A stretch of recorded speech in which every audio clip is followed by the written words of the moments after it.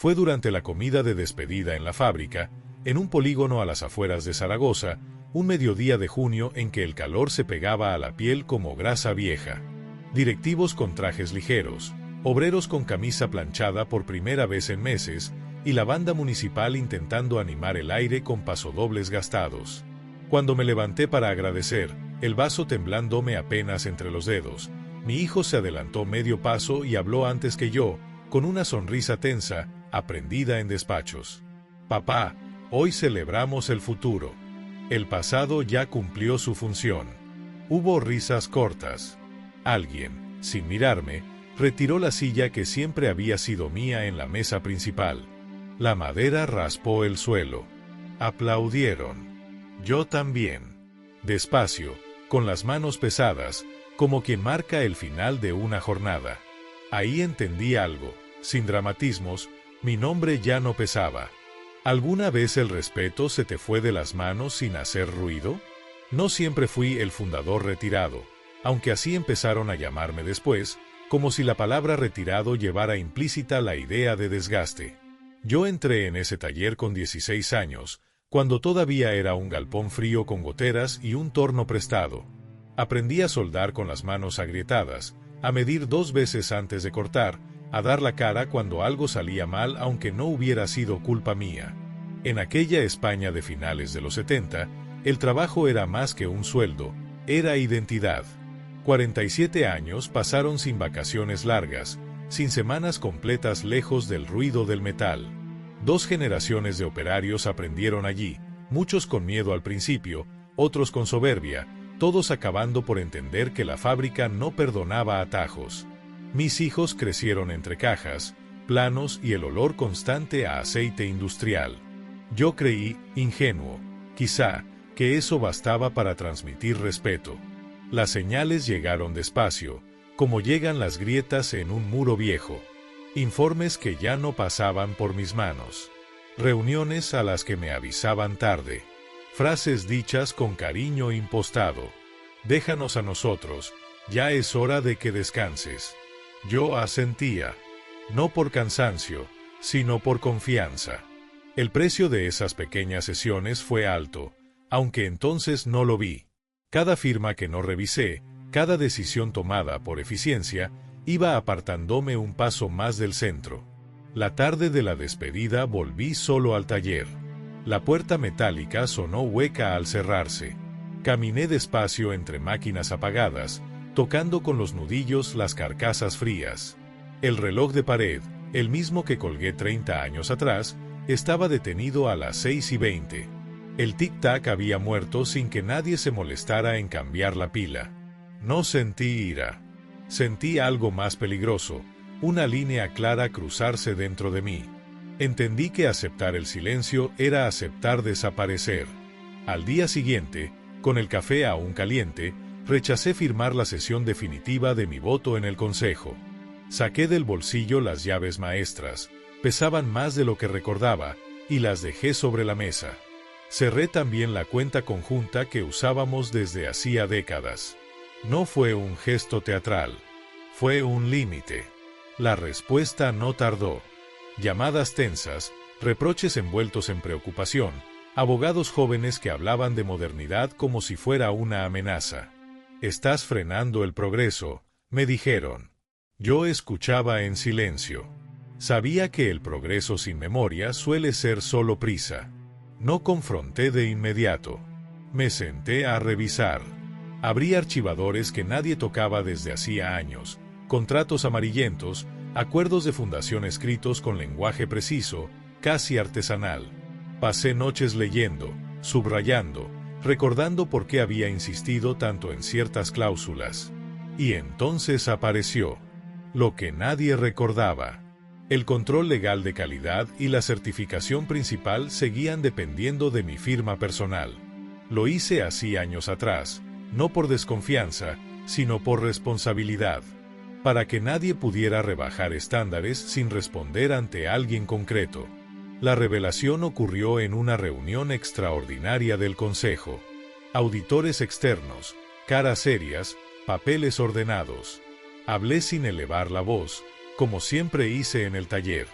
No vengo a detener el futuro, dije. Vengo a asegurar que no se construya negando el origen. Leí las cláusulas despacio. Expliqué consecuencias. El aire cambió. Las miradas bajaron. Mi hijo evitó la mía por primera vez. Las semanas siguientes trajeron ajustes, reestructuración, controles, dimisiones. Mi hijo perdió el control absoluto que había dado por hecho. Yo no sonreí. Pedí reglas claras y respeto mutuo. Nada más. Hoy no dirijo la fábrica.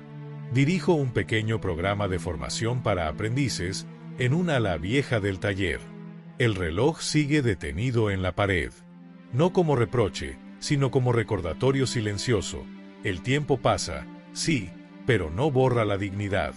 Retirarse no significa desaparecer, si sabes quién eres. Las consecuencias no llegaron con ruido, sino con papeles y silencios. Durante meses, la fábrica siguió funcionando mientras los abogados hacían su trabajo y el consejo aprendía a mirarse sin atajos. Yo asistía a las reuniones cuando era necesario, me sentaba al fondo, escuchaba más de lo que hablaba.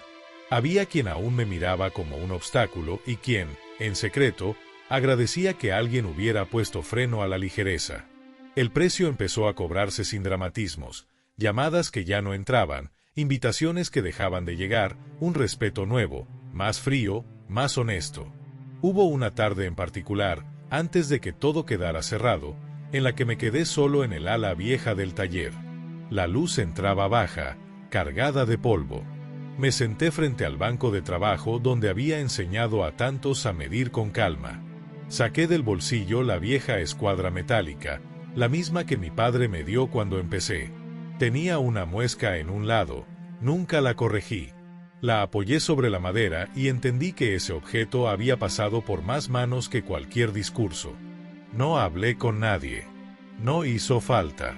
Allí, en ese silencio, supe que no estaba luchando por un cargo, sino por un modo de estar en el mundo. La reunión final fue pública. Auditores, representantes sindicales, prensa local. No hubo gritos. Yo me limité a exponer hechos y límites. Cuando terminé, mi hijo pidió la palabra. Tardó en empezar. Dijo que había confundido rapidez con futuro, que había heredado una empresa sin entender del todo lo que la sostenía. No fue una disculpa completa, pero fue suficiente para seguir adelante sin rencor. El acuerdo quedó firmado, estructura clara, controles independientes, respeto a los procesos. Yo renuncié oficialmente a cualquier voto operativo. Lo hice por escrito, sin ceremonias. Después vino la etapa más tranquila y, paradójicamente, la más exigente. Monté el programa de formación con herramientas viejas y manos jóvenes. No prometí carreras rápidas. Prometí oficio. Llegaron chicos y chicas que no sabían soldar ni escuchar. Empezamos por lo segundo. Les enseñé a cuidar las máquinas, a asumir errores, a no esconder una medición mal hecha. A veces alguno preguntaba por la historia de la fábrica. Yo respondía con anécdotas cortas, sin épica. El trabajo no necesita adornos. Con mi hijo, el trato se volvió sobrio. Nos vemos los domingos. Hablamos de cosas prácticas, del tiempo, de la salud. No discutimos el pasado. Ambos entendimos que la dignidad no se negocia, pero tampoco se usa como arma. Él aprendió a pedir consejos sin delegar culpas. Yo aprendí a retirarme sin desaparecer. El reloj sigue detenido en la pared del taller viejo. Nadie lo ha tocado. Los aprendices lo miran y sonríen. Les digo que no lo arreglen. Que recuerde que hubo un momento en que el tiempo pidió una pausa. Al final del día, cierro la puerta, me quedo un segundo más de lo necesario y pienso que la justicia, cuando es limpia, no humilla a nadie, ordena. Retirarse no significa rendirse. Significa saber hasta dónde llegar y cuándo soltar. ¿Te han intentado jubilar por dentro alguna vez? Yo aprendí tarde que poner límites también es una forma de cuidar. Si esta historia te suena, quizá no sea casualidad. Con el tiempo, La fábrica aprendió a respirar de otro modo. No mejor ni peor, distinto. Yo lo notaba en detalles pequeños. En cómo los encargados ya no levantaban la voz para imponerse, sino que pedían datos. En cómo los informes volvían a tener márgenes escritos a mano. En cómo el silencio de la nave ya no era de miedo, sino de concentración. No era mérito mío, pero tampoco casualidad. Las reglas claras hacen ese efecto, devuelven a cada uno el peso exacto de sus actos. Mi rutina se volvió austera. Llegaba temprano al ala vieja, abría las ventanas, barría el polvo fino que siempre volvía, como si el metal respirara durante la noche. Los aprendices llegaban con café barato y preguntas torpes. Yo no las corregía enseguida. Dejaba que se equivocaran lo justo. Les mostraba cómo una medición mal hecha no arruina solo una pieza, sino la confianza de quien depende de ella. Algunos entendían rápido, otros tardaban. Todos, antes o después, bajaban el tono. Hubo un día en que uno de ellos, un chico de 22 años, manos grandes, mirada inquieta, me preguntó por qué no volvía al consejo, aunque fuera para poner orden. Me limpié las manos con el trapo y le respondí sin mirar. Porque el orden que depende de una persona no es orden, es costumbre. Se quedó callado. Al rato asintió, como si hubiera entendido algo que no sabía formular. Mi hijo vino una tarde sin avisar. Caminó despacio por el taller viejo, tocó el reloj detenido, las máquinas que ya no se usaban. No dijo nada durante un buen rato. Luego, casi en voz baja, preguntó si podía sentarse. Hablamos de números, de proveedores, de errores recientes. No hubo reproches. Tampoco nostalgia. Antes de irse, me dio las gracias. No como hijo, como profesional. Fue suficiente. El precio personal apareció después, cuando todo parecía resuelto. Me di cuenta de que algunos viejos amigos ya no sabían dónde colocarme. No era el jefe, pero tampoco el retirado decorativo. No entraba en sus esquemas. Acepté esa soledad sin dramatizarla. La dignidad también consiste en soportar el silencio ajeno sin llenarlo de explicaciones. Una mañana, el ayuntamiento organizó una visita escolar a la fábrica. Pasaron también por nuestro espacio. Los niños miraban las herramientas como si fueran reliquias. Uno señaló el reloj detenido y preguntó si estaba roto. No, le dije. Está recordando. No entendió, claro. Yo sí. Ahora, cuando cierro la puerta al final del día, no siento que me hayan quitado nada. Siento que dejé algo en su sitio. Aprendí que el poder real no es decidirlo todo, sino saber que ya no te corresponde decidir. Que retirarse con límites es más difícil que quedarse por orgullo. Y que el respeto no se exige, se estructura. No busqué ganar. Busqué no desaparecer. Y en ese gesto sobrio, casi invisible, encontré algo mejor que una victoria: paz. Si alguna vez te empujaron hacia un rincón con palabras suaves y sonrisas tensas, recuerda esto: mientras conserves tus límites, todavía estás de pie. Y eso, créeme, se nota aunque nadie aplauda. El último ajuste no fue legal ni profesional. Fue interior, y llegó cuando ya nadie miraba. Una noche me quedé más tarde de lo habitual, solo en el taller viejo. Afuera llovía fino, ese tipo de lluvia que no se oye pero empapa. Me senté en la banqueta baja, apoyé la espalda en la pared y dejé que el cansancio subiera sin resistencia. Pensé en todo lo que había soltado: el despacho, las decisiones rápidas, la autoridad automática. También pensé en lo que había ganado sin buscarlo: tiempo sin prisa, palabras que ya no necesitaban imponerse, la posibilidad de decir no sin explicaciones. Recordé a mi padre, que nunca se jubiló del todo. Murió con las manos manchadas de grasa y la mirada clara. Decía que un hombre no vale por lo que manda, sino por lo que sostiene cuando nadie lo ve. Entonces no lo entendí. Aquella noche, sí. Entendí que mi pelea no había sido contra mi hijo ni contra el consejo, sino contra la tentación de desaparecer en silencio, de aceptar una retirada sin nombre. Los aprendices fueron cambiando. Algunos se fueron a otras fábricas. Otros se quedaron. Uno abrió su propio taller. Cuando volvió a visitarme, meses después, me mostró una pieza mal terminada y me preguntó qué haría yo. No le respondí. Le pedí que me dijera qué haría él. Sonrió nervioso, corrigió la pieza y la dejó mejor que antes. No hizo falta más. Ahí supe que el legado no es continuidad ciega, sino criterio transmitido. Mi hijo me llamó una mañana temprano. Había un problema serio con un proveedor extranjero. Me pidió opinión, no permiso. Le hice 2 preguntas, le señalé un riesgo y le deseé suerte.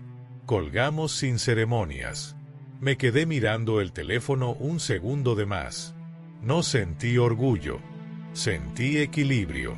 Con el tiempo, dejé de ir todos los días al taller. 2 o 3 por semana bastaban. El reloj seguía detenido. Nadie insistía ya en arreglarlo. Se había convertido en parte del lugar, como una cicatriz honesta. A veces lo tocaba al pasar, como quien comprueba que algo sigue ahí. No para anclarse al pasado, sino para no olvidarlo. Aprendí que retirarse con dignidad no es un acto único, sino una práctica diaria. Consiste en no meterse donde ya no te llaman, pero tampoco desaparecer cuando aún te necesitan. En hablar claro sin levantar la voz. En aceptar que otros lo harán distinto, y aún así exigir que lo hagan bien. Hoy, cuando alguien me pregunta si valió la pena, no respondo enseguida. Miro mis manos, ya más lentas, todavía firmes. Pienso en las líneas que crucé sin ruido y en las que decidí no cruzar nunca. Y digo que sí, que valió la pena porque no quise ganar, quise permanecer entero. Si hay algo que puedo dejar dicho es esto: el respeto no se hereda, se practica. Y la dignidad no se defiende con golpes ni gritos, sino con límites claros y la paciencia de sostenerlos. Si estás llegando a ese punto en tu vida, no tengas miedo. Retirarse del centro no es caer al margen, si sabes quién eres cuando se apagan las luces. La 6ª parte empezó sin anuncio, como empiezan las cosas importantes cuando uno ya no necesita marcarlas. Fue un lunes cualquiera. Llegué al taller viejo y encontré la puerta abierta. Dentro, 3 aprendices trabajaban en silencio, concentrados, sin supervisión directa. Nadie me miró buscando aprobación. Ese fue el detalle. Me quedé un momento en el umbral, escuchando el zumbido regular de la máquina, el roce del metal, las respiraciones acompasadas. Pensé que, si me daba la vuelta y me iba, nada se vendría abajo. Y eso, lejos de doler, me alivió. Me senté en la silla de madera, la misma de siempre. La escuadra seguía en el banco. El reloj, inmóvil. Comprendí entonces que mi presencia ya no era necesaria para sostener el orden, sino solo para transmitir criterio cuando hiciera falta. Eso es lo máximo a lo que puede aspirar alguien que ha dedicado la vida entera a un lugar, volverse prescindible sin volverse irrelevante. Ese día no corregí nada. Observé. Vi como uno de los chicos detenía el trabajo porque algo no encajaba, como otro proponía revisar desde el principio en lugar de forzar la pieza. Nadie buscó atajos. Nadie quiso lucirse. Me levanté y me fui antes de lo habitual. Afuera, el sol daba de lleno en la chapa oxidada. Cerré la puerta con cuidado. En casa, ordené papeles antiguos. No por necesidad, sino por respeto. Tiré lo que ya no servía. Guardé lo esencial en una carpeta sencilla. No dejé instrucciones finales ni discursos escritos. Aprendí que el exceso de palabras suele ser una forma de desconfianza. Si lo que enseñaste fue claro, no necesita aclaraciones póstumas. Pasaron semanas tranquilas. Alguna llamada. Alguna consulta breve. Una vez, mi hijo me invitó a una reunión ampliada, más por gesto que por urgencia. Fui. Escuché. Cuando me pidieron opinión, hablé poco. Al salir, uno de los nuevos directivos se acercó y me dijo: «Ahora entiendo por qué las cosas aquí no se improvisan». Asentí. No añadí nada. El último día que fui al taller como rutina, no como visita, entré temprano. Toqué el reloj detenido por última vez. No pensé en arreglarlo. Pensé que ya había hecho su trabajo. Salí sin cerrar del todo la persiana, como se hace cuando sabes que volverás, pero no sabes cuándo. Y está bien así. Ahora vivo más despacio. Camino. Leo. Escucho. Cuando alguien me pregunta qué soy, no digo fundador, ni retirado, ni mentor. Digo que soy alguien que cumplió su parte y supo parar a tiempo. No todos entienden eso. No importa. Si algo aprendí es que la verdadera herencia no se firma ante notario. Se nota en cómo otros actúan cuando tú no estás. Y cuando eso ocurre, cuando el lugar sigue en pie sin tu sombra encima, puedes marcharte tranquilo. No te han quitado la voz. Simplemente ya no hace falta alzarla. Y si alguna vez dudas, recuerda esto: mientras conserves tus límites, mientras sepas cuándo hablar y cuándo irte, nadie puede jubilarte por dentro. Eso no se decreta. Se sostiene. En silencio. La séptima parte llegó cuando ya no esperaba nada nuevo. Fue una mañana fría, de esas en que el aliento se ve y el cuerpo tarda en arrancar. Caminaba despacio hacia el taller, sin prisa ni obligación, solo por costumbre. Al acercarme, noté algo distinto. La persiana estaba completamente bajada. No a medias. Cerrada del todo. Me detuve. No sentí alarma. Sentí confirmación. Un cartel sencillo colgaba de la puerta: formación en curso. No interrumpir. Reconocí la letra de uno de los aprendices. Sonreí apenas. Me quedé allí unos segundos, escuchando el murmullo apagado desde dentro. No entré. Seguí caminando.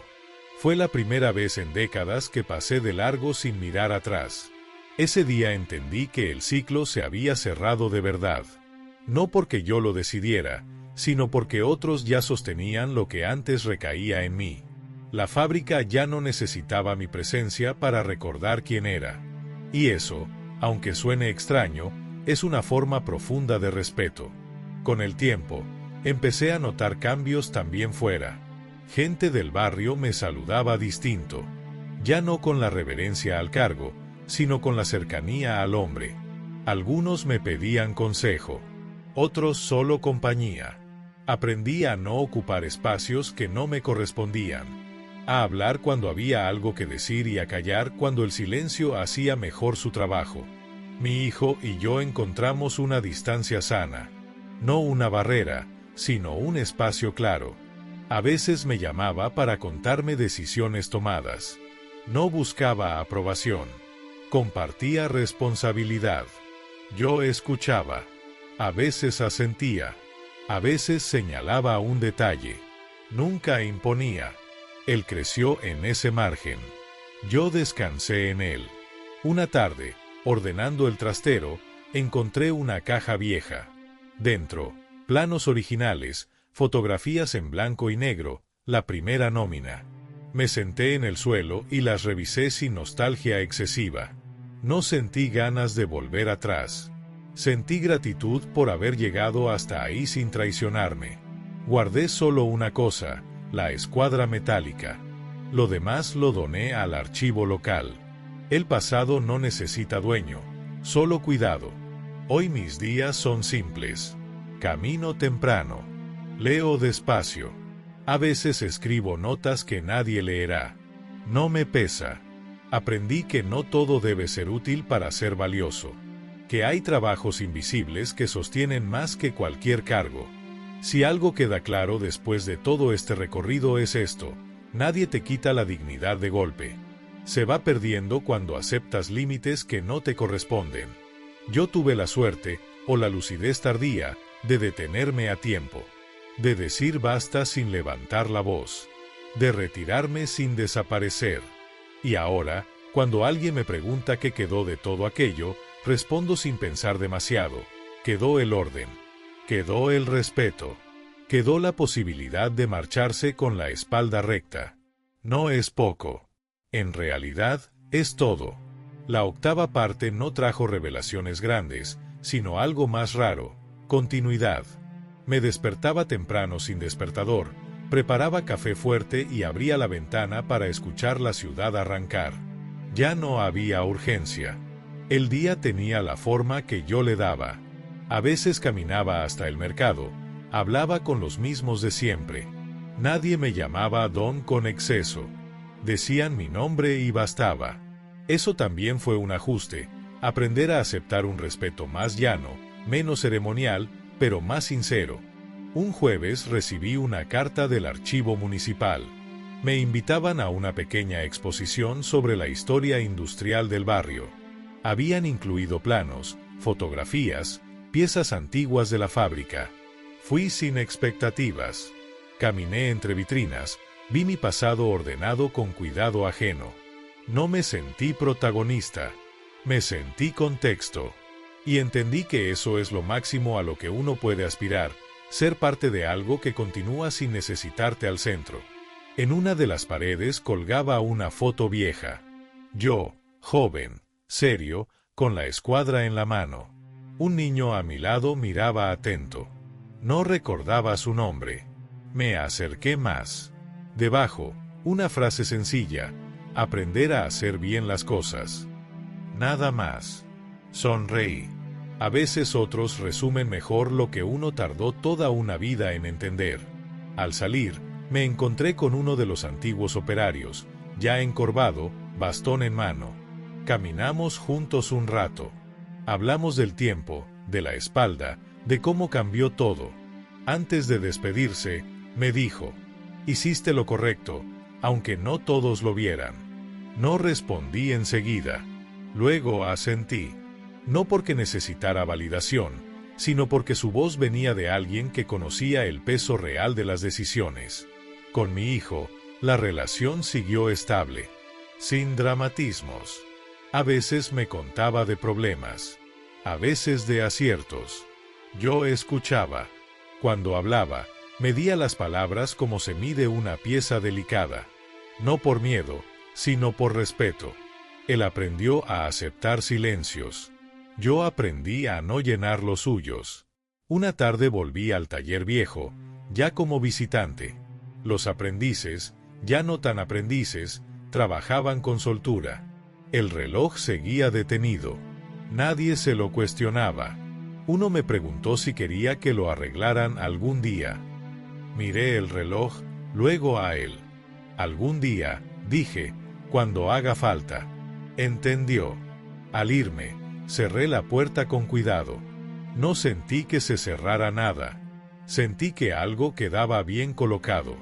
Aprendí que el final digno no es un punto, sino una línea que se aleja sin romperse. Que retirarse no es rendirse, sino confiar. Y que la verdadera autoridad se nota cuando ya no estás y todo sigue en orden. Si has llegado hasta aquí, quizá también estés en ese tramo donde el ruido baja y las preguntas cambian. No tengas prisa. La dignidad no necesita testigos constantes. Basta con que, al final del día, puedas mirarte y saber que no te traicionaste.